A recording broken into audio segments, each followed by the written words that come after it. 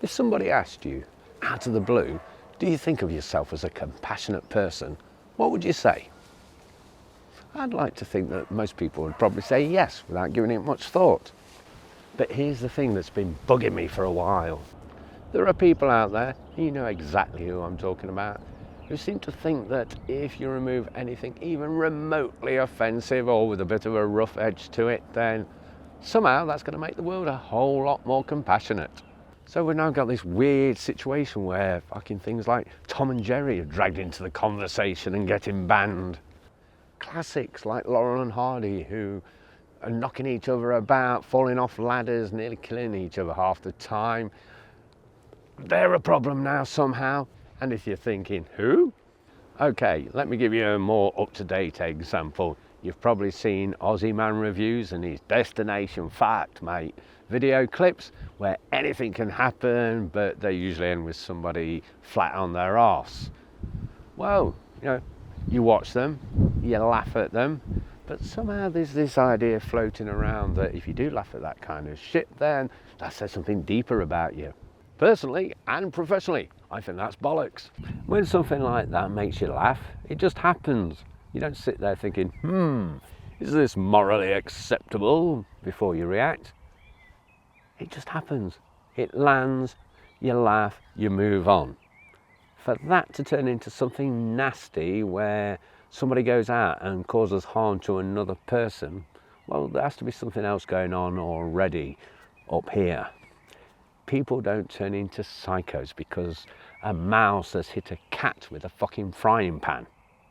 That's not to say that what you watch doesn't get into your head, because it does, whether you like it or not. Watch anything often enough and for long enough, and it will start messing with how you feel, how you view things, and what you expect from other people. But it's not turning you into a Patrick Bateman, unless you were already leaning that way.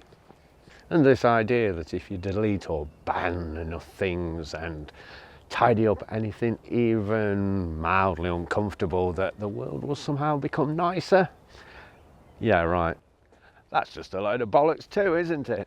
The thing is, people have been banning all sorts of things for years, haven't they? Books and films.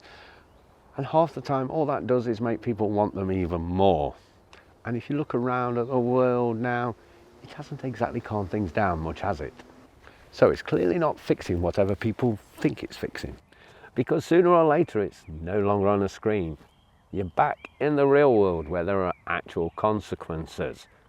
Something's kicked off, or somebody's been hurt in one way or another, and you don't have the time to wonder how you look or what the approved response is meant to be. That's where you'll see someone's level of compassion for real. When something does actually happen, people react in different ways, don't they? Some will steam straight in and try and help. Others will just stand around lost, not knowing what to do. A few people will probably have a quick look and drift off. It's none of their business. And yes, there'll be those people who just have to get their fucking phone out and film it as if it's something that needs to be watched rather than dealt with. And it's not long before it ends up back on a screen anyway, being passed around as a form of entertainment instead of something that actually happened. Half the time you don't even know if what you're looking at's real anymore, because there are people out there that are setting shit up so that they can look like the hero afterwards. Now that's a special kind of wanker, that is, don't you think? So it's not as simple as saying is somebody compassionate or not. It will all depend on who it is and what's going on. One person may walk past a complete stranger, but if it was their kids or somebody they cared about, well, that'd be different, wouldn't it? And the ones who would jump in every single time, no matter the situation, well, they're as rare as rocking horse shit, aren't they?